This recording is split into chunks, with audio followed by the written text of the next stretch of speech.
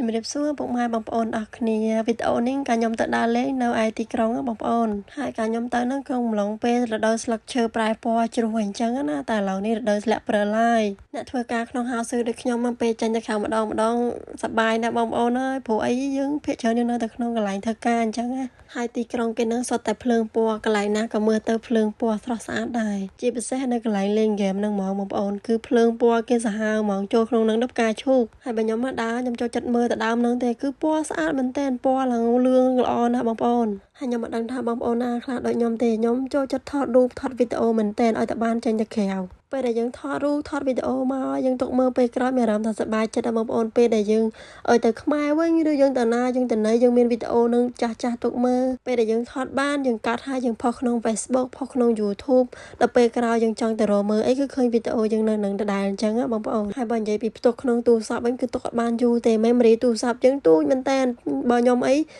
ថតឆាប់ពេញមែនតើហ្មងគឺលុបចោលរហូតអញ្ចឹងភាគច្រើនពេលដែលខ្ញុំថតវីដេអូបានដូចជាវីដេអូការងារវីដេអូដើរលេងកម្សាន្តអីអញ្ចឹងគឺខ្ញុំតែងតែផុសចូលក្នុង Facebook ឬក៏ YouTube អីចោលអញ្ចឹងបងប្អូនលក្ខណៈថាដូចផ្ញើនៅក្នុង YouTube អីអញ្ចឹងហើយនេះគឺហាងកៅអៅគេនិយាយថានៅកូរ៉េនេះកៅអៅថ្លៃដែរហ្នឹងបងប្អូនគ្រាន់តែកៅអៅធម្មតាពាក់ធម្មតាអៅល្ងាអីតិចតួចហ្នឹងមួយសិតតែ100ជាងអី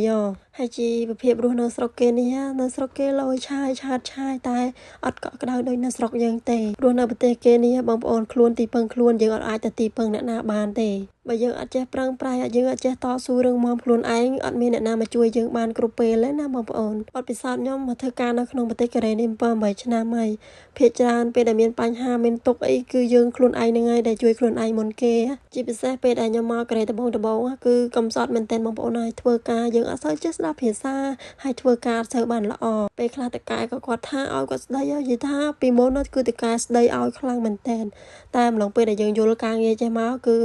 លែងមានពាក្យស្ដីឲ្យហើយពួកឯងខ្ញុំទុកកន្លែងការងាររបស់ខ្ញុំគឺដូចជាផ្ទះរបស់ខ្ញុំអញ្ចឹងកន្លែងដែលខ្ញុំរលុយបានកន្លែងដែលខ្ញុំស្នាក់នៅដោយរបស់ខ្លួនឯងអញ្ចឹងណាយើងចេះបារម្ភចេះមើលថែកន្លែងការងាររបស់យើងទោះបីតកែខ្ញុំអត់នៅខ្ញុំនៅអញ្ចឹងជួយដើរមើលនិយាយថា take care កន្លែងការងារបងប្អូនចាប់ទុកដូចជារបស់ខ្លួនឯងអញ្ចឹង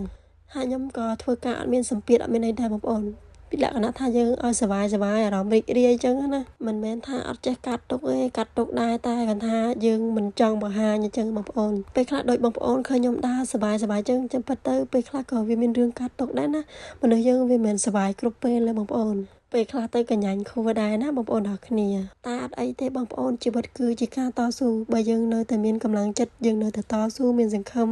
យើងអាចទៅមុខបានអញ្ចឹងហើយវីដេអូដំណើរកម្សាន្តរបស់ខ្ញុំនេះគឺមានតែប៉ុណ្្នឹងឯងបងប្អូនយូរគឺយើងបានចេញក្រៅម្ដងបើនៅតែផ្ទះពេក stress បងប្អូនឲ្យតើតែយើងដើរមើលគេមើលឯងឲ្យស្គាល់ប្រទេសគេខ្លះអញ្ចឹងវីដេអូរបស់ខ្ញុំគឺមានតែប៉ុណ្្នឹងឯណាបងប្អូនជូនពរសំណាងល្អទាំងអស់គ្នាបាយ